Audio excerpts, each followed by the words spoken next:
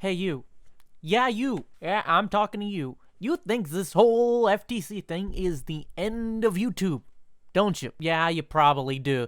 And you probably never even read the law, didn't read the rule, are only going after YouTube's assistance page, which is insanely vague and is not the law, believe that the rule and the law are the same thing, which they are not. I may not be a lawyer, but I at least know that much. And you are afraid that the FTC is going to sue you and fine you $42,000, which that's a maximum penalty per violation.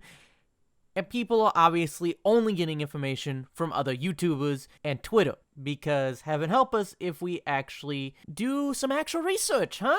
Yeah, heaven help us if we actually do real live research and actually go and, I don't know, fact check everything we hear? You know, fact checking. The thing you should be doing all the time. Fact checks. They help you to not panic, as the thumbnail said, and the back of the Hitchhiker's Guide to the Galaxy says. Don't panic. It's printed in large, friendly letters on the cover. So, how did we get to this point? Well, I'm going to let you know how I found out about the FTC shit. I found out of it from a Daryl Eves video, then a vidIQ video, then a few other videos, and every one of them telling me how horribly this thing is going to go, how YouTubers and gamers are in trouble, and as I'm a Let's Player, I thought, oh no, I better delete everything, which I am going to still be pulling stuff down over the course of a certain amount of time, and adding disclaimers to all of my shit. But, as we all know, the disclaimer will not prevent the FTC from suing my ass. Granted, not having a case probably will.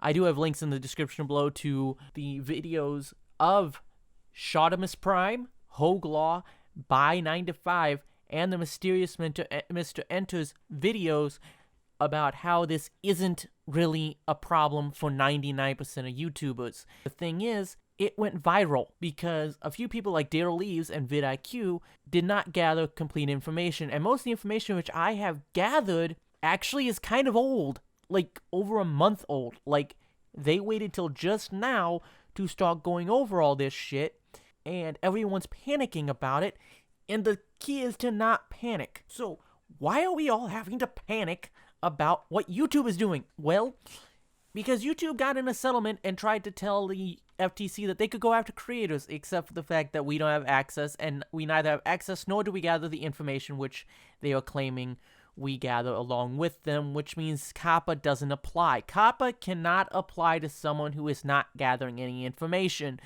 As we are not gathering any information, Coppa doesn't apply. Oh, it tells us what our viewership rates are, and what the ages are of who views us, and all that stuff in the analytics, and what's trending in our general audience. But it doesn't give us any specific information about any specific user. So we don't even have the information to be violating Coppa with. Seriously, guys, quit the sensationalism. Quit the hyperbole. This is what drives me up a fucking wall. Fucktards like you, making everyone panic. You made everyone panic the last 2 adpocalypses. Now you're calling it the nerdpocalypse. You're making everyone that doesn't need to panic, panic. The Elsagate people, you know, the Finger Family videos, toy videos, yeah, those guys are in trouble. Logan Paul might be in trouble because he flat out says that a lot of his viewer base, is young children who should not be on the platform to begin with. Once again, hey, young children, you're making my life a headache.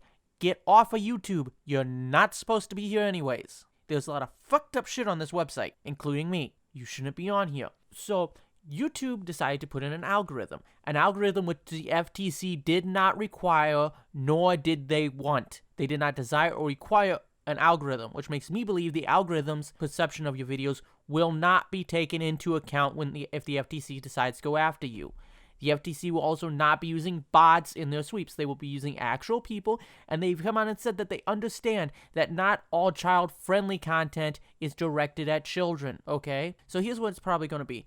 I don't think the Nintendo guys are all going to get in trouble because Luigi and Mario, okay? I don't think all the Pokemon people are going to get in trouble because of Pikachu. I think it's going to depend on what games you're doing and if it's actually targeted towards young children, because Pokemon is targeted towards both young children and teenagers. Plenty of teenagers and 13-year-olds, 14-year-olds play Pokemon. Granted, I would still stay away from Pokemon as a subject matter just to be on the safe side, but when they do the sweep will include having people go through the content, and they actually have to go through the content to say, hey, is this directed at kids? What's the subject matter? What's being discussed? What's in the video? Which means it's not going to be a surface level analysis, which one guy here, Treesicle, tried to say that they were only doing a surface level analysis. That's not how the government works. People are not paying attention. The algorithm YouTube has put into place to tell you whether your videos are for kids or not for kids is not what is going to tell the FTC to fine you. And YouTube and the FTC are taking separate actions on this. YouTube's only action that the FTC required was for us to have the ability to self-identify these videos, and the FTC told them they could make a general audience setting and age gate the entire site. YouTube decided not to do that. So there is a general audience exception. We are not collecting any data from our viewers, and most of us are not directly targeting kids. Unless it's super obvious that you are targeting kids, such as, I don't know, covering SpongeBob, or without it being a review, but just saying, hey, look, it's SpongeBob. Or, I don't know, going and showing videos that entitled The Backyardigans, I don't think you're going to be in trouble. I wouldn't put Teen Titans Go, I wouldn't put Star vs. the Forces of Evil on here, but you get my point. It's not that difficult to understand. The FTC doesn't have a case against us. I am including in the description also links to the FTC's FAQ page and their press release of the settlement. They said in the press conferences they have the power to go after, that they're going to go after creators. Here's the problem. When they go after creators, they will have no evidence that the creators themselves ever violated Coppa. Making child content does not violate Coppa. You only violate it when you gather the information. So, if you're someone who goes towards children and you're receiving fan mail from them that includes all this information, including their real name, without the parents' permission, yeah, you're going to be in trouble. But they're going to require that external stuff. They can't just tell you, hey, you violated Coppa by mislabeling your video. No, that's not how it works. Now, YouTube may get hit because that video being on there, they may say, well, they lied, blah, blah, blah, blah. Well, we weren't collecting data. Now, YouTube could still terminate your channel for this. That's on YouTube's side. But the FTC is not going to bring charges and lawsuits against people who, A, didn't make any money or aren't monetized, B, did not directly go after children, because they did say they understand there is general audience content that might attract kids that is not made for children. So there was that. I think Child Attracted is really just so that these more supposedly they are being edgy and adult, but they're using kids' characters and they know they're going after kids, are going to be the ones that really get hit. It's going to be people who know what they're doing that get hit above all else.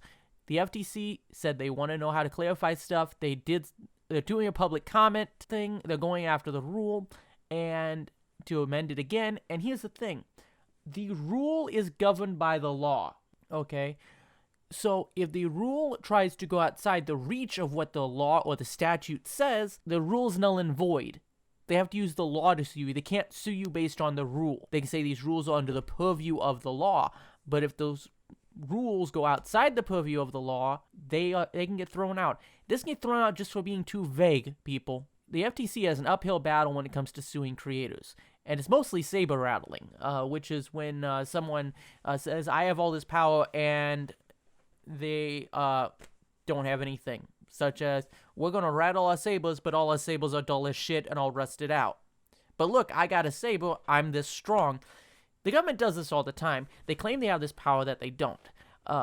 Most people believe that civil forfeiture, you have to go along with it. The thing in America, you got to understand, if you're an American, is that the government tends to overreach its actual power and get you to settle for things to let it do things that it otherwise cannot do without your permission, and it would never get a judge to pass because you either have the time nor the money to fight it. That's it. They're going to need test cases to prove they can do this, that's what they claim they can do. They're going to have to see what information content creators actually got, which is none.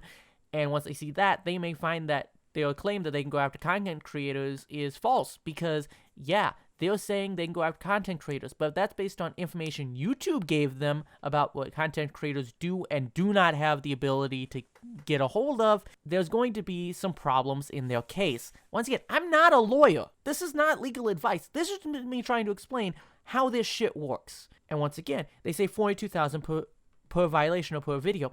That's a maximum penalty. I mean, this is talking about how egregious the offense is.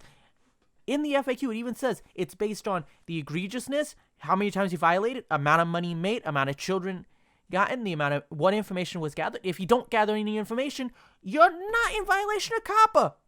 It is simple as that. So don't make content that is clearly for little kids.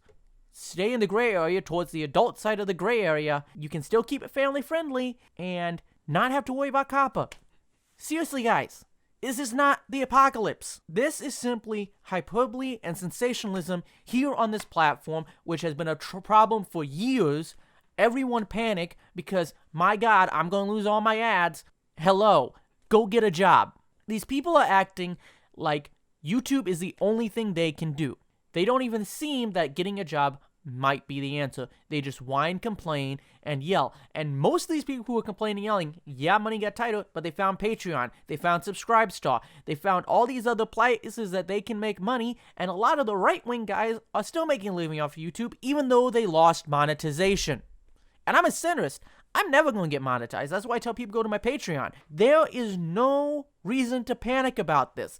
And people like Daryl Eves, who keeps pushing about how bad this is and how serious this is and how we need to really take this seriously, as in everybody panic, which, once again, don't panic, piss me off. Look, they piss me the fuck off. What really gets to me is when people use people's fear, people's uncertainty, people's lack of doing the research to go after them. As soon as I realized that the press conference was an edited clip, I went and looked up the actual press conference. I could only find it on YouTube re-uploaded, and it has a little over 1,000 views. Yet these Coppa videos have tens of thousands of views, which tells me no one's viewing the actual thing. They're just viewing Chadtronic edited version that he posted on Twitter, and his edited version makes it seem like, hey, the FTC is coming after all us creators. They're acting like it's a fish in a barrel. They're going to come after every single one of us who's even slightly made for kids,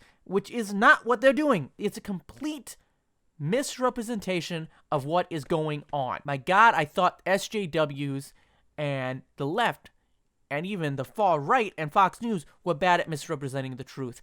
But in order to understand the truth, you have to go to the source. Now, I'm not sure if I already mentioned this video or not, but the mysterious Mr. Enter, By 9 to 5, and Hogue Law, along with Shottimus Prime, all made videos clarifying what's going on. And those videos will calm you down. I have them all linked in the description below. These people need to learn this. People like Daryl Eves, people like vidIQ, people like Creative Fundamentals. Even the quartering is getting it wrong. And I really think he's just covering people as saying, you guys have got to understand, you cannot cause a panic like this.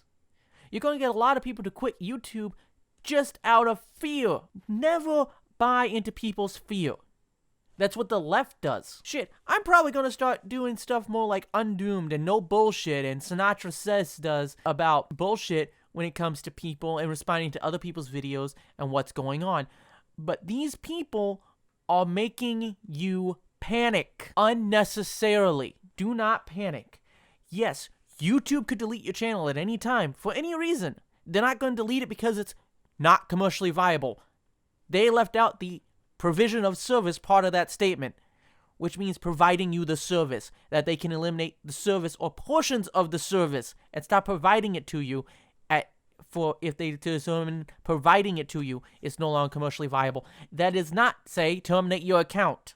But people want to interpret it that way because the more people panic, the more views these people get, and they are so reliant on this ad revenue and also to get you to pay for their, hey, help me run my YouTube channel and make it good services, which I hate those people. I've looked into Daryl Eves and how much he charges to help a new creator get a creator. It's like, hey, buy your way to the top. It's bullshit. These people are fuckheads. They're fucktards, and I really want to fucking beat them over the head.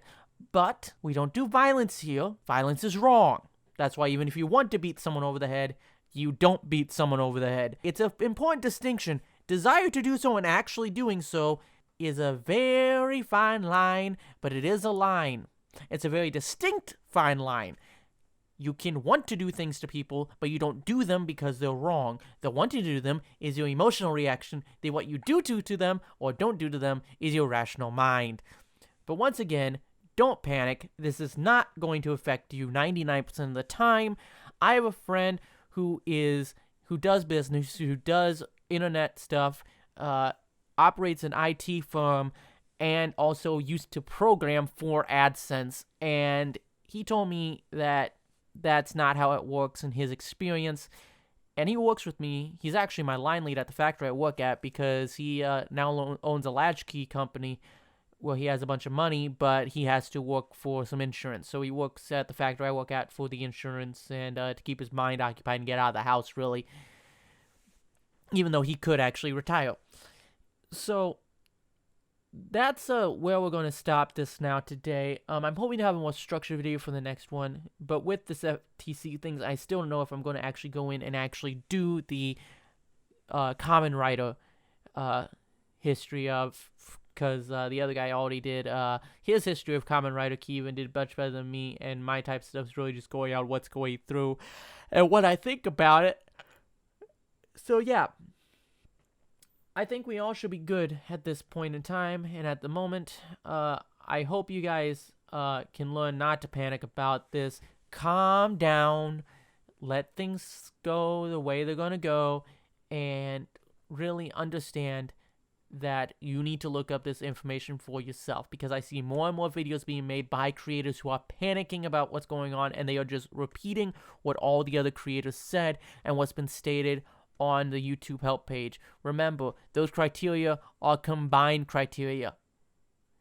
Any one of them is not going to get you made child appealing or made for kids, but the more of them you hit, the more it will be. When it says video games, well, it says simple games or simple songs and games. It doesn't say, and it says that between the things. So obviously they mean simple games. So yeah, you can see where it's clear and not clear, and that is not the law. That is a help page for people, and apparently people cannot learn to go to the FTC site and actually read the penalty. Because there is a $42,350 penalty, or $530 or $350 or $530 penalty maximum for violations of Coppa, but you're probably not going to get it. So don't panic. Subscribe. Hit the notification bell. Comment, like, or dislike. Let me know what you think of this video. And if you want to support the channel, you can go to my Patreon. It is linked in the description below, along with my Discord, where you can come and talk with me. If you are under the age of 13 and have been watching this video, leave YouTube now. Do not watch my videos, please. Do not come near my Discord. I do not want to have any contact with you. You are not my target audience. My target audience is anywhere from 17 to probably about 40. Those are the people I'm talking to. That's my audience typically. So I will see you guys next time when I talk about whatever I talk about, and I hope you guys have a excellent day. Almost forgot, you can also come on to Six Wing Productions and join me, my co-hosts Laura, Quinting, and Crystal. For right now, those two anyways, unless something changes, on the Overtime podcast, where we talk about random shit and devolve into completely off-topic discussions that go to weird places. That's why we call it Overtime, because we might as well be putting in overtime for all the insanity that we are causing ourselves. I'm Tony Sixwing, and I will see you next time.